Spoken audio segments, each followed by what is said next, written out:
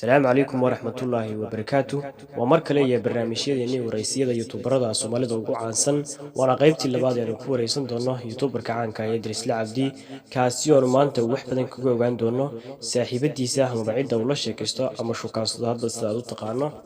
ama bacida markaasi uu jecel yahay xiriirka uu la leeyahay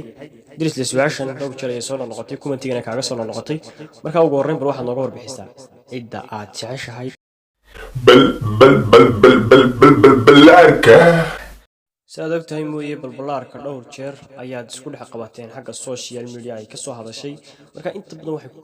kugu tilmaantaa inaad tahay qof saaqida oo markaasi fuliyo la sameeyay mooyaan amal kale ku ahayn wadamada uu joogo balbalaarka yaa sheegay inaan jaamacad soo dhimiyano wala uma jaamacad dhameysay wani waad u agteen nin xagga magaranaysa multimedia iyo hawlaha kale ku dheer inaad tahay niyo laakiin iyadu waxa ma xiisisay laba gol fanaanadii xabad hees ugu tuurniyo wiili haway kana soo dhawow inagdaya dabtu waan ku jecelahay walaal waxaan markaa waramadii baan ugu lahaashiyaa waxaan diimaanaa fahmin waxaan markaa miyada ku fahmaysaa wada gabadh waxaan ugu yaastimka aad doon wax ma laga yaabaa lahjadeedu inay kala duwan tahay magaalada marka gabadhan si fiican iima fahmin yahay waxa soo dhan ku soo dhaafay ugu dambeyn waa la ogaaday inaad iyada jeceshahay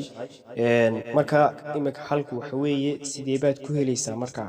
ma isweydiisay qaabka aad ku helayso ee aad markaasi ku hanan kar lahayd iyadoo ku jeclaan lahayd waxaan dhahay anigu showba dhigaya showgaas waxa lagu soo galayaa $100 haddii ay 1000 qof soo galaan 100 kuma faa'iiday 20 baa laga jarayaa waxa looga jarayaa baan dhahay dadka meesha hagaajiyay kirada meesha de showga lagu qabanay waxaan dhaanahay ma garanaysaa war waxa kamaanaan helay waxa kamaanaan helay war showga maxaa la imanaysaa mar reaction baa la imanaysaa qof baad intay kursigaaga soo qaatay reaction ka dhex bixinaysa showga dhexdiisa show adigu walaal ma qaban karaysid dadka fanaaniinta ba qabtay showga laakiin insha Allah waad iska helaysaa balbalaarka waad iska helaysaa macna male waa ku diyaar iyadoo muqdisho ku joogta insha Allah ishaq xaqiiqada sheeg noo sheeg xaqiiqada dee xagga ka helaysan uma warban u haya meelaha ka raasmaadinahay ninka ragga isaga wax raasday raadsa gabadha oo meelaha ka doon anadii iimaan sababka ii soo maraysa ku doonaysaa ileen dal loo doonayay anigu dal malihiyo dooni maaye meel sheego dan inta helaan kugu soo hagaajiyo kan kugu soo hagaajinaa lambarkaaga WhatsApp-kaaga noo sheeg ama dee meelan kugu soo hagaajino Instagram-kayga waa kan aga khayr badan inay rajiyay way noo iyo fiidiyoga dabaa ilaahay daado iyo